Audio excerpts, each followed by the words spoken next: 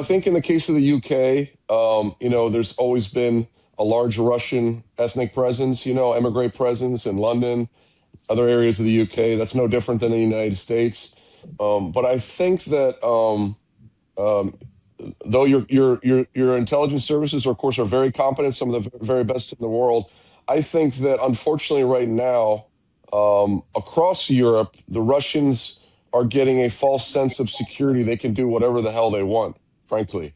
They're escalating their hybrid war, these tactics, the arsons, the cable cuts in the Baltic Sea, the incursions of drones on NATO territory. Unfortunately, I believe it's setting a precedent for the Russian intelligence services, and I believe Putin is actively telling them, push the boundaries, see what we can get away with.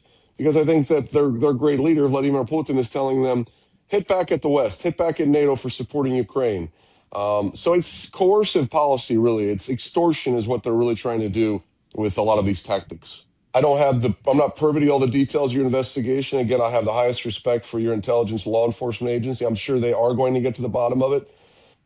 At what point are we in the West and NATO going to consider this war, this hybrid warfare, that this is a form of war? That German head of the Foreign Intelligence Service for Germany said many months ago he believes Germany is de facto in a state of war. That followed on the targeting of the CEO of Rheinmetall. As you recall, last year, over a year ago, they got a GRU unit implicated in a plot to kill the CEO of Rheinmetall. So are the Russians now moving on to arson against, public officials, against your prime minister, his property? I don't know for certain, but would it shock and surprise me? No. Because again, what credible deterrent are we presenting to the Russian Federation to stop their aggression? They keep getting away with it. They keep getting the benefit of the doubt. And so it won't shock and surprise me if they're found ultimately to be behind it. They have been doing this in other areas of Europe. They've been recruiting teenagers, misfits of society, miscreants of every type. The FSB and GRU in particular are recruiting them via Telegram and other apps.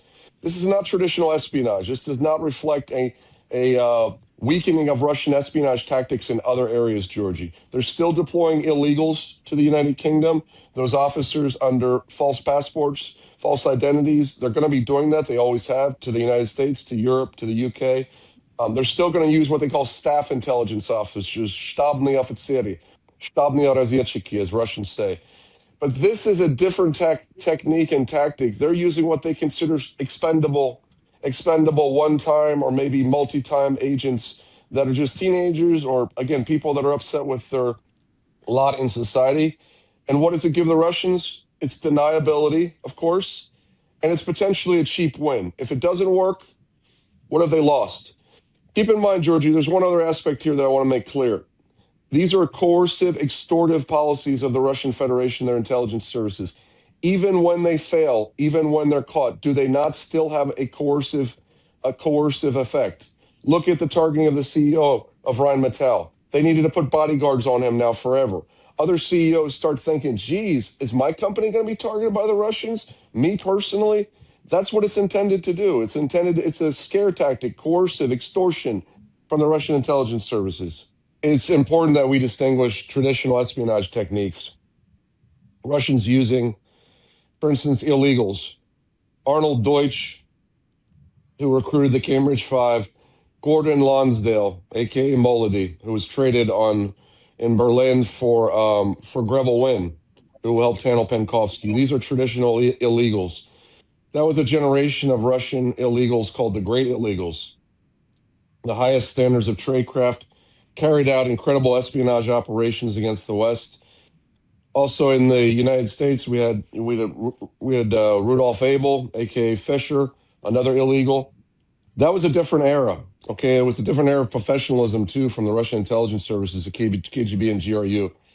Now I think they're trying to get away with intelligence operations on the cheap. They don't want to invest the 7 to 8 years it takes to train properly a Russian illegal and deploy them into the West. That was the timeline I mentioned in my book that Directorate S used in the KGB to deploy them. So what they're doing now, and particularly in a time of war, I think they're trying to get cheap wins. I think they're trying to impress their boss. That's what the Russian intelligence services and all the Russian government, they call Putin the chef in Russian. They call him the boss. The Russian intelligence services are very much mafia-like organizations and clans. And they get ahead by impressing the boss, by impressing their chain of command. Why is this all relevant to what we're seeing with hybrid war? They're trying to outdo themselves. The FSB wants to outdo the GRU, military intelligence. The GRU doesn't want to be outdone by the FSB, which is the largest by far of the Russian intelligence services, and Putin's personal favorite because he was FSB director. So in a climate where we're not providing a credible deterrent, and you have these Russian intelligence services that are unhinged, run amok, literally, no boundaries to what they're going to try next, then I think they're coming up with really creative and in some cases completely reckless operations. Witness the GRU targeting of airplanes last year, the DHL cargo plane that was blown up in Vilnius. It got very little attention in the West. But the other part of that plot that was reported on by the New York Times in 2024 was the GRU putting packages on planes and tracking them to the United States and other capitals across Europe. Sounds an awful lot like Al-Qaeda, doesn't it? I mean, it sounds an awful lot like a terrorist group. And yet we're not. What are we doing in the West to counter Russia? What are we doing to escalate our own response? There's one key area where we can do it. We can be providing more to Ukraine to help end this war. We could show the Russians that if you're going to do these kind of tactics, those 300 billion in seized assets in Belgium, you know what? We're just going to give them to Ukrainians to rebuild their country. But nobody wants to do that in Europe either. We're talking about Russians deploying illegals or nelegali, offizieri, to the West.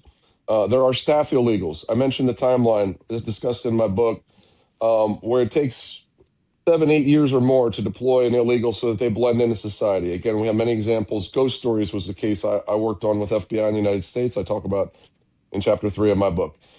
So that's the long timeline. You got to train them in languages, have to make sure they can acclimatize in the West. They often used to, for decades, they would take advantage of what are called dead doubles. They would find a child that died in infancy. The Russians would get a hold of a duplicate birth certificate for a dead child. Before the time when records were digitized, this was an effective technique. Once you have a birth certificate, you can get a passport and everything else.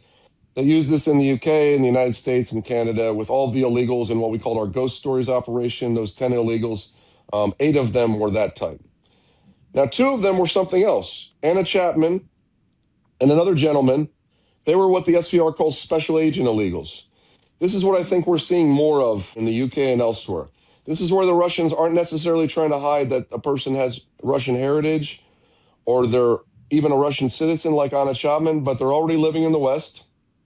They have a visa or they have a green card in the US, but they're working for the intelligence services. So Anna Chapman married a Brit, of course, so she could come and go from the UK as she wanted. So that's called a special agent illegal. And there are more and more of those because the Russians know they don't have to deploy them with all of that fake documentation, the dead double technique with birth certificates and all that. They'll just say, you know what, let's take advantage of a student. Let's take advantage of somebody like Maria Butina in the United States. She was posing as a guns rights activist, a Russian. The final type is important too. They're called a traveling illegal. They're not meant to live in the UK. They're meant to just travel in and help service operations. So in the case of these attacks, one of the techniques they might be using to put down money or to put down a package or something for some of these operatives that they're hiring for whatever they're paying them, again, these misfits of society that they're recruiting on Telegram, they could use traveling illegals. So Christopher Metzos, in this famous operation called Ghost Stories, he was the traveling illegal. He was arrested in Cyprus, but he was let go and escaped back to Russia. A traveling illegal is meant to just come into your country or our country for 2 or 3 weeks, and they can be under whatever kind of passport. The Russians were using Brazil. If you remember about a year ago, a very large plot uncovered. That was largely because Brazil was a favorable spot for Russians to travel into, swap out documentation, or let their illegals get settled there and then travel on elsewhere to the West. So I think there's a variety of techniques they can be using in order to service these operations. After 2022, they don't have a giant embassy filled with all those Russian intelligence officers they did before the war. Because you all, Europe, United States, we wisely kicked out a lot of Russian intelligence officers. So that's a deficit for them, something they're trying to overcome. In the case of illegals, Russians posing under a false passport living in the UK, a lot of them the Russians don't want exposed at all. Traditionally, Russian intelligence illegals back during the Cold War, in the early days of the Cold War, one of their missions was to be a stay-behind asset for the Soviet Union in time of war. So some illegals are meant to be under very deep cover and to not do very much, except occasionally put down a package with money for an agent. They might not even know that agent. They might not work that operation. or they're told to keep up radio communications with the center. They have long-range radios, satellite radios, and other techniques. Others are tasked with more brazen operations. They may be tasked to do a technical operation. Now, this can be Russian intelligence officers based in your embassy as well in the UK and in the United States. We know for a fact over the many decades they use intelligence officers posing as diplomats. They'll leave the embassy. They'll make sure they're not being followed. They call it a marshrut proverki. They call it an MP in Russian. So they'll do a long, winding route, leaving their embassy, making sure they're not being followed. And they'll do a variety of operations. They may put down a camera. They may put down technical gear to monitor some type of military site, military facility. They may be gone for days away from the embassy for an operation elsewhere in the UK. If they're based in London, they may be going up to Scotland or traveling all over your country. The Russians target critical infrastructure. They've been doing it for years, and we haven't done a great job in the West of staying on taps. Why are they targeting our key cables off of the British seacoast? Why has that Russian intelligence ship, the Yantar, keeps showing up in the news off your seacoast? The Russians want to ensure that they know where the key cables are for communications lines between and among NATO countries, so that in a time of war, they plan to cut them. Okay, this is what they're doing. So a lot of those Russian intelligence officers are mapping out your infrastructure in the UK. They're doing it in the United States too. And we need to do a better job keeping our tabs in them. Remember, for the past couple decades, Russia wasn't on the top of our list. In the United States and the UK, it was radical Islamic extremism.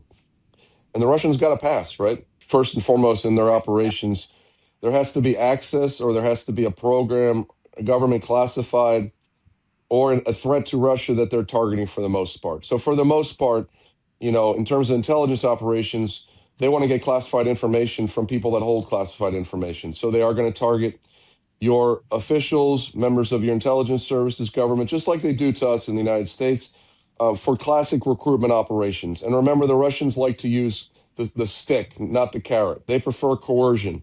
They use what are called compromising material operations. But the Russians rely on coercion. So if they can get somebody that has a gambling problem or a problem with women or whatever their sexual persuasion is, the Russians try to use entrapment. But they'll pay money too, and they'll pay very, very well for penetrations of government.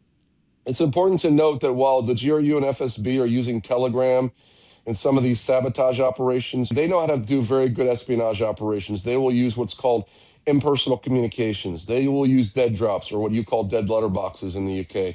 Your services call them. They'll use signal sites like chalk marks. On a wall, they'll make a chalk mark, or they'll put a piece of tape to communicate with an agent. There's no personal contact. There's no meeting face to face. So we can't forget the Russians have very good professional intelligence tradecraft they need to use in the case of penetrations of your government or our government or any NATO government. We would be fools to think they're not actively penetrating our governments right now. It's their number one mission.